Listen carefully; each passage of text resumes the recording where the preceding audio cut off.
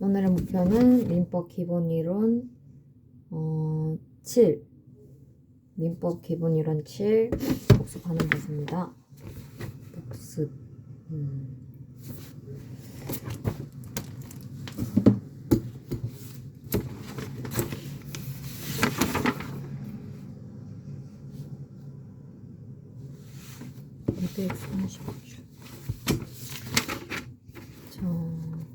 소멸시효를 배울 건데, 소멸시효 같은 경우에는 일단 이 내용 자체가 굉장히 방대하기 때문에 먼저 틀을 암기할 필요가 있다. 틀 같은 경우에는 소멸시효 제도의 구조. 소멸시효 제도의 구조는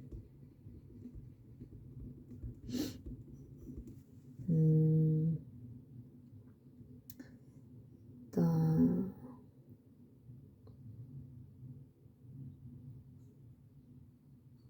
갑과 을이 있는데,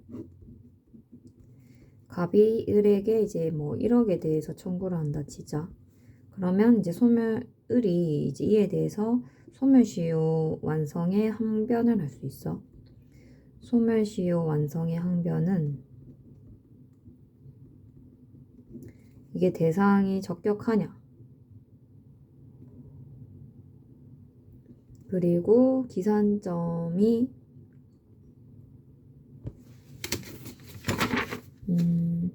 소멸시효를 행사할 수 있는 그런 기산점, 그리고 기간,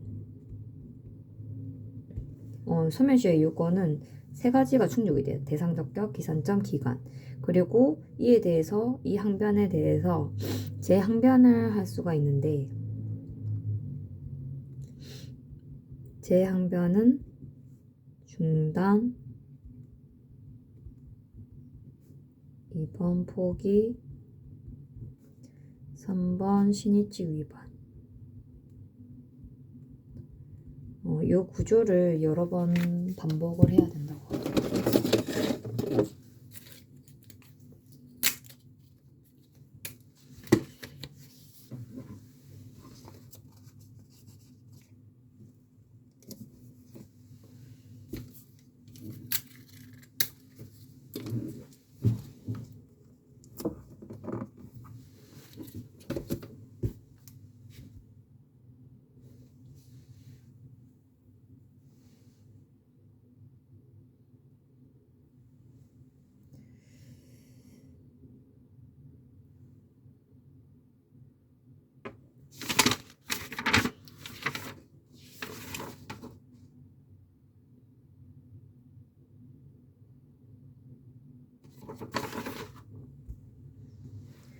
소멸시효의 대상이 되는 권리. 채권은 소멸시효의 대상에 해당한다. 채권은 소멸시효의 대상에 해당을 한다. 그리고 법률 행위를 원인으로 한 부동산 소유권 이전 등기 청구권. 채권자 청구권, 법률 행위를 원인으로 한 소유권 이전 등기 청구권은 채권자 청구권에 해당하므로 원칙적으로 10년의 소멸시효가 적용된다. 원칙적으로 10년의 소멸시효가 진행이 되고, 미등기 매수인이 목적물을 인도받아 점유 중인 경우, 그러니까 요거는 예를 들어서 매매를 했는데 매매에 의한 뭐 소유권 이전 등기 청구권이 있어. 이제 이 매수인이 매도인에 대해서 소유권 이전 등기 청구권이 있는데, 원칙적으로는 소멸시효가 진행을 해. 근데 이제 만약에 을이 등기를 받아서 점유 중인 것이 아니라 그냥 그 갑이 물건을 내어주어서 그 내어준 것에 대해서 점유 중인 경우에는 소멸시효가 진행이 되지 않고, 을이 그 넘겨받은 것을 또 병에게 넘겨준 경우에도 이것 두 개의 차이가 없다고 해서 진행을 하지 않는다고 한다. 이거랑 다르게 이제 점유취득 시효가 있는 경우, 점유취득 시효가 있는 경우에는 소멸시효가 진행을 하게 된다. 갑이 을에게 어, 원 소유자가 갑이고 을이 완성자인데 이제 취득시효를 완성한 거지.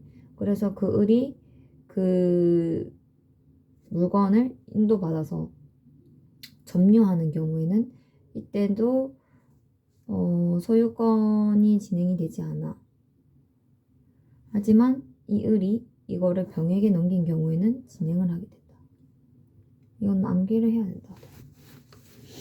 그러니까 미등기 매수인인 제3자에게 목적물을 처분하여 점유를 승계해준 경우에는 특별히 이 인도받아서 점유 중인 경과도 이제 특별히 다를 바가 없기 때문에 어느 경우에나 이전 등기 청구권의 소멸시효는 진행되지 않는다. 점유 취득 시효 완성을 원인으로 한 부동산 소유권 이전 등기 청구권, 점유 취득 시효 완성을 원인으로 한 부동산 소유권 이전 등기 청구권도 채권자 청구권에 해당하므로 원칙적으로 10년의 소멸시효가 적용된다. 소유권 이전 등기 청구권 자체는 채권자 청구권이기 때문에 소멸시효가 적용을 해. 근데 이거를 넘겨받아서 점유 중인 경우에는 진행을 할 수가 없다. 취득시효 완성자가 점유를 계속하고 있는 경우, 취득시효 완성자의 점유가 계속되고 있다면 법률 행위에 의한 부동산 소유권 이전 등기 청구권과 마찬가지로 등기 청구권의 소멸시효는 진행되지 않는다. 등기 청구권의 소멸시효는 진행되지 않는다.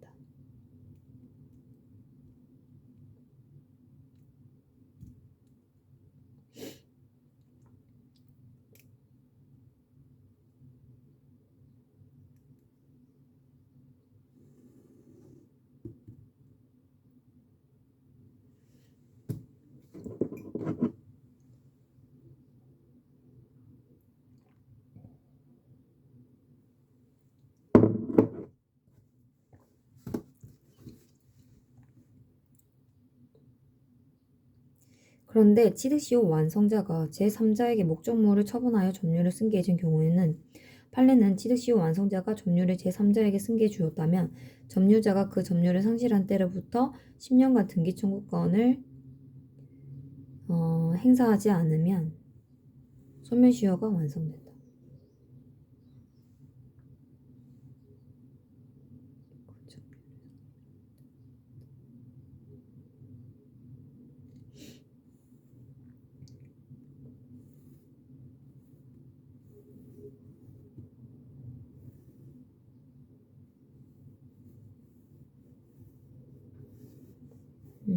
임차인의 보증금 반환 채권, 임차인의 보증금 반환 채권 같은 경우에 이거는 잘 좀 구분을 지어 넣어야 된다고 하신 게 선생님께서 동시 주택임대차보호법에 따른 임대차에서 그 기간이 끝난 후 임차인이 보증금을 반환받기 위해 동시이행의 항변권에 근거하여 목적물을 점유하고 있는 경우에는 보증금 반환 채권에 대한 소멸시효가 진행하지 않는다.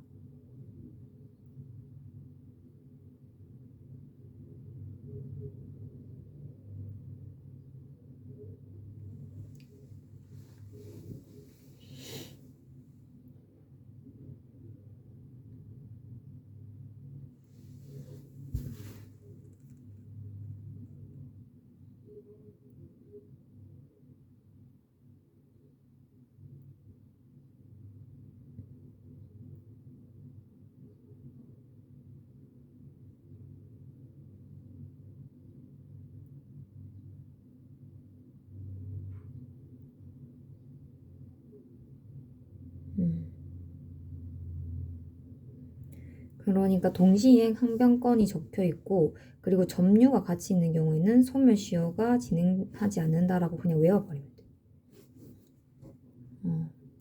예를 들어서 임대인과 임차인이 있는데 이 임차인이 이제 그 1년 살고 이제 보증금 받고 나가려고 하는데 이 임대인이 보증금을 안 주는 거야.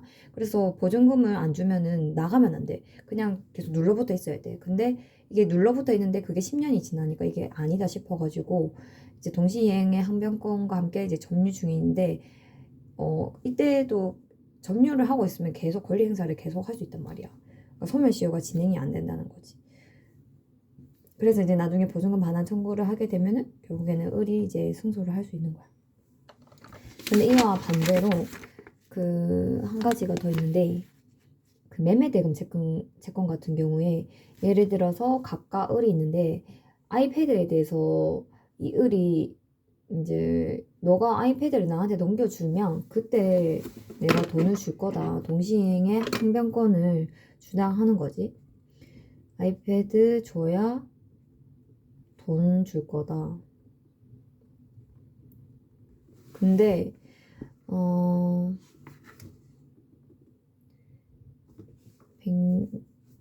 이 두 개를 잘 비교를 해야 하는데, 165쪽에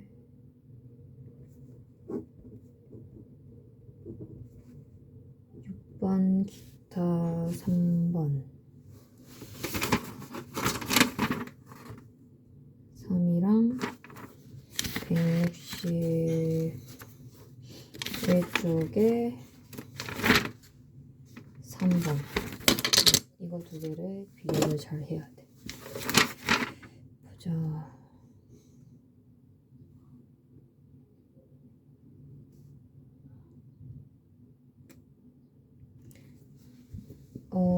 이 경우 같은 경우에는 보면 권리자가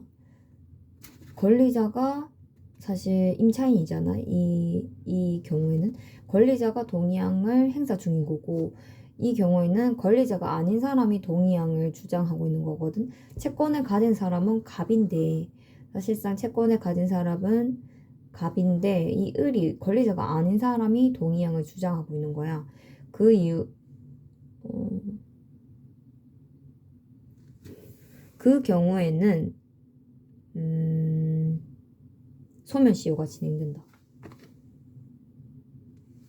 이때는 소멸시효 진행하지 않고, 이때는 소멸시효 진행한다.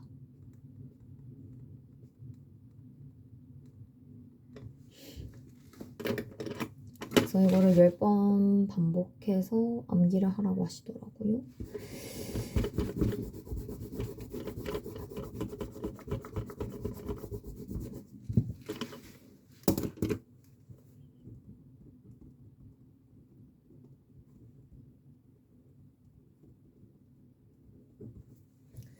그리고 이제 소유권 이전 등기 청구권에 대해서 발생 원인에 따라 소유권 이전 등기 청구권의 발생 원인에 따라서 소멸시효의 대상이 되냐 대상이 되지 않냐를 파악해야 되는데, 이제 일반 매매 같은 경우에는 소유권은 소멸시효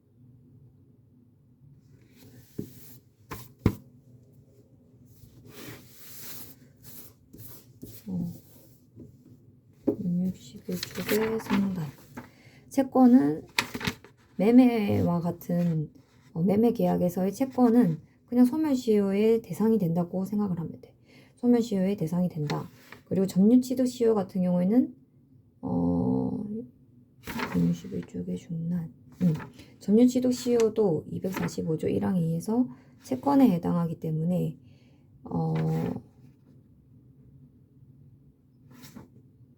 이것 또한 소유권 이전 등기 청구권에 대해서 소멸시효의 대상이 된다.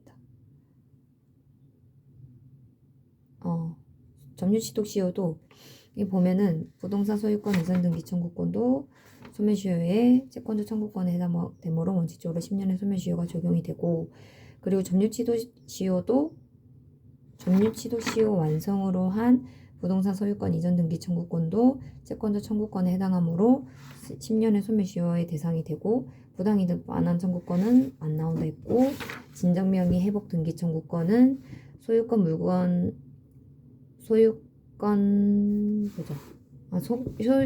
기한 물권적 청구권에 의해서 소멸시효의 대상이 되지 않는다.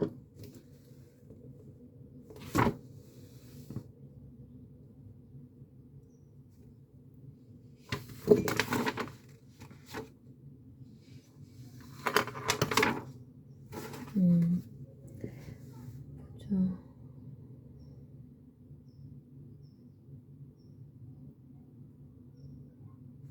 그리고 정명의 이전 등기가 존재하고, 을명의의 등기가 원인무효이어야 한다. 정명의.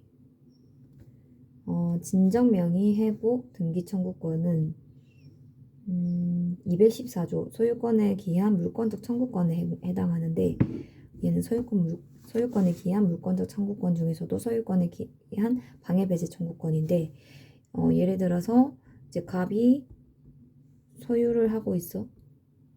X토지를. 그리고 을이 지상물의 소유자이다. 그래서 서류를 위조해서 을 명의로 등기를 했단 말이야. 그리고 이거를 넘겼어.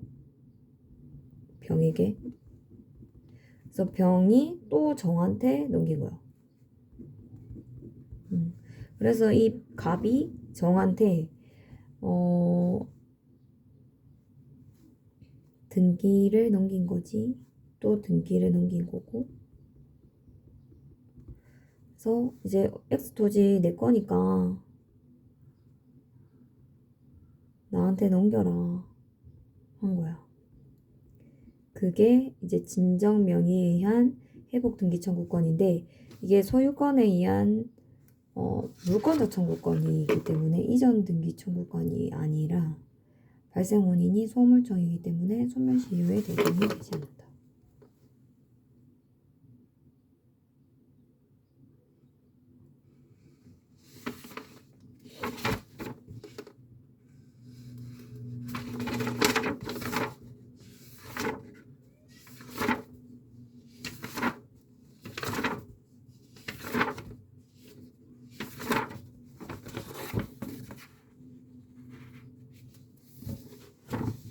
그래서 이것도 외워야 돼.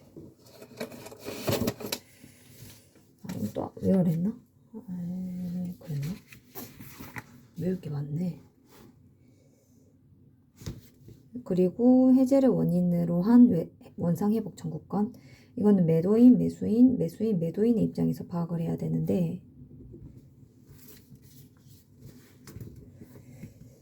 일단 이거를 한번 정리해 놓으면은 갑이랑 을이 있다.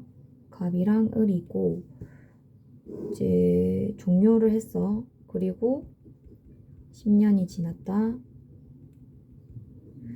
갑은 임대인이고 을은 임차인이고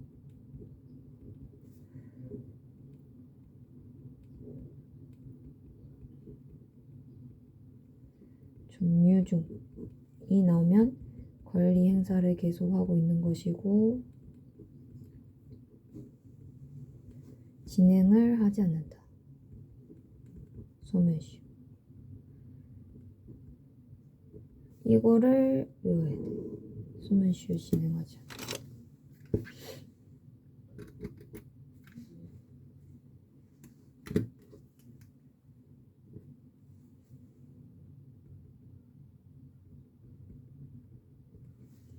그리고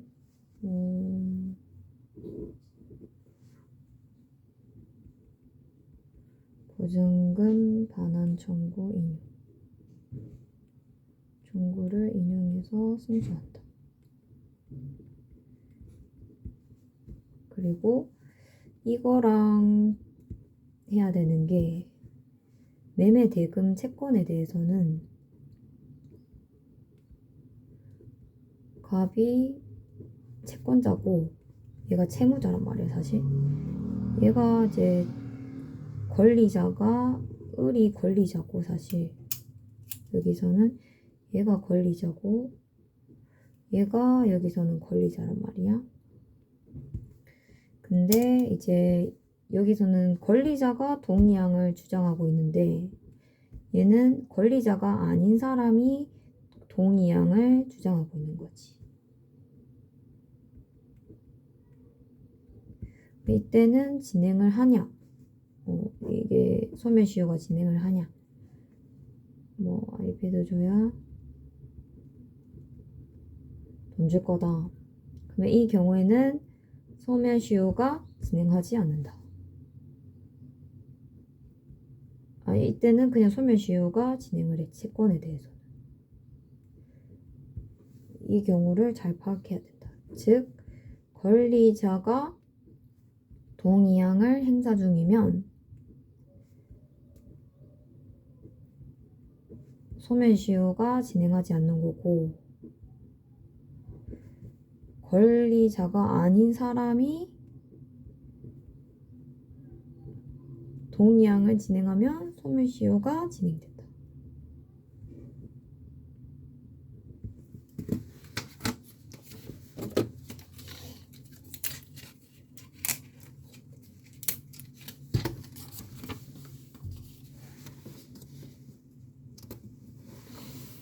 그리고 이거는 외운다기보다는 그냥 보면 될 것 같은데.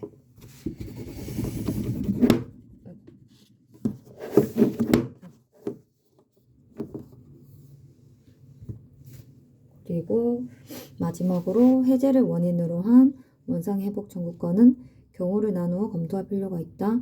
매도인이 행사하는 원상회복 청구권은 원칙적으로 소유권에 기한 물권적 청구권에 해당하므로 소멸시효의 해당하지 않는다. 대상에 해당하지 않는다.